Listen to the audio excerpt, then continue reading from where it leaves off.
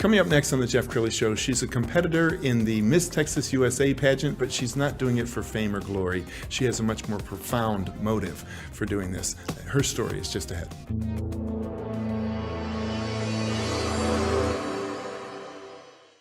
Many are predicting that the worst is yet to come, which is unfortunate, said one person here. Until now, they've enjoyed the reputation of being the nation's icebox. Watched a burglar in his home this morning by webcam. As a journalist of over 25 years, stories are what make my world turn. Reporting live from the Dallas newsroom tonight, Jeff Crilley, Fox 4 News. But in 2008, I took the jump from my familiar life and started a PR firm from my home. We're talking about anyone with a camcorder like the one I'm using becomes a television network. We started slowly growing the company, and we now have over 100 clients, and we've branched into the world of live digital broadcasting. I now own 8 different TV studios and have a huge team, and the stories that I now get to share are sometimes the most important of my life. Life has a funny way of coming around full circle. This is the Jeff Crilley Show. I've always been inspired by people who put themselves out there, and putting yourself out there in the Miss Texas USA pageant is no small feat. I mean, you're really putting it all out there on stage, and there's some other amazing competitors. To talk about that today, Lluvia Alzate, thank you for coming on the show. Thank you so much for having me, Jeff. I'm excited. Well, I want my audience to know she is as pretty, if not more pretty, on the inside than she is out. Talk about your motives for doing this. Yeah, so my main motive for even getting into the pageant was to help spread awareness on ALS. So about 2.5 years ago, my mom was diagnosed with ALS, which is a motor neuron disease in which basically progressively paralyzes your muscles to where you eventually can't eat, walk, move, and eventually breathe. It is 100% terminal. So it's just a really important cause and something that I believe is there's not enough awareness and things being done. Tell me about the earliest. When did you realize your mom was sick? It started with muscle fasciculations, cramps. Mm-hmm. At first, it wasn't a big deal. It was just like, oh, you have your muscles are moving. Like we used to just joke about it, right? And then whenever it started spreading to her body and it became nonstop where she was constantly having these muscle fasciculations and these cramps. And now we're like, okay, well, what's going on?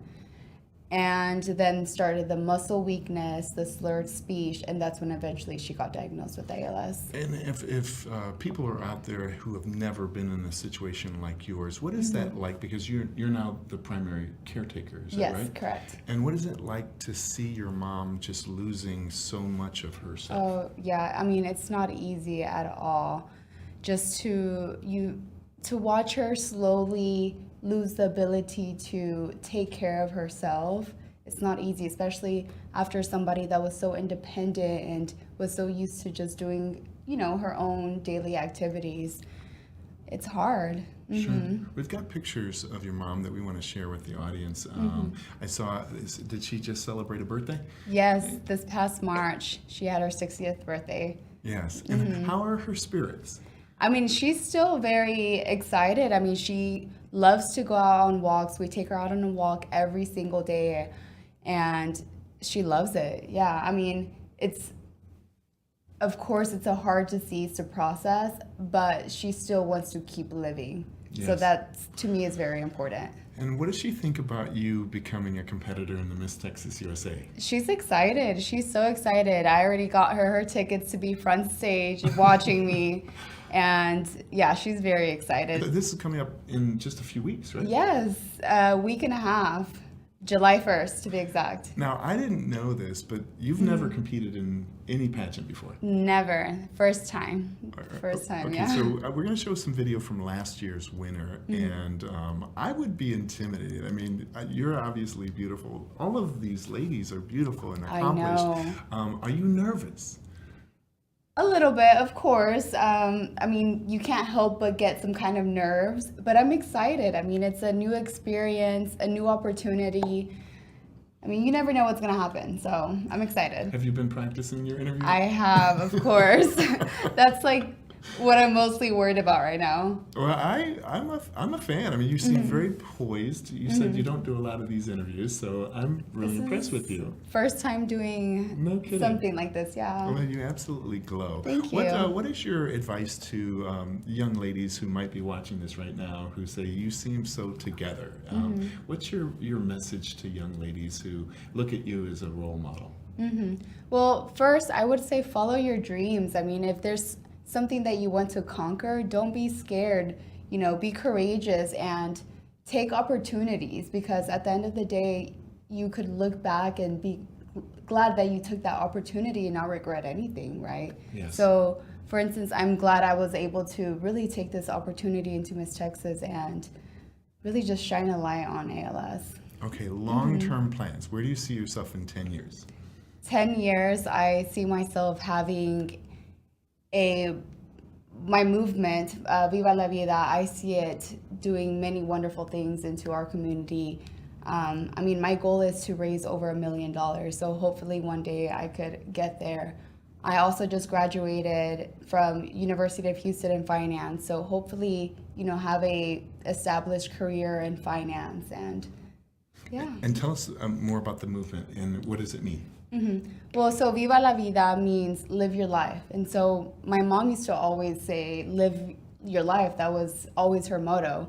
And so I found it very special to name my movement after this, especially after it being so difficult to really live your life with this disease. So my main mission for this platform would be to help bring other caregivers together and have some kind of support and let other people know going through very similar situations that they're not alone, that there's other people also going through similar situations and we don't have to battle it alone, right? We could do it together. Well, you inspire me. We only have about 30 seconds left. Give us some final thoughts. What would you like to leave the audience with? I mean, if you want to know any more information about my platform or my story, I have a website online. It's lluviaalzate.com, where you could find more resources about ALS and donate. I mean, that's really important right now since this disease needs so much more funds to find a cure. There's no cure.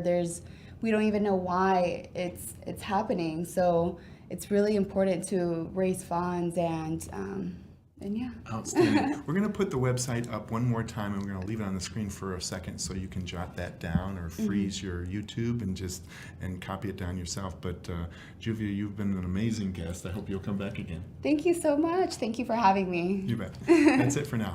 We'll see you next Bye. time.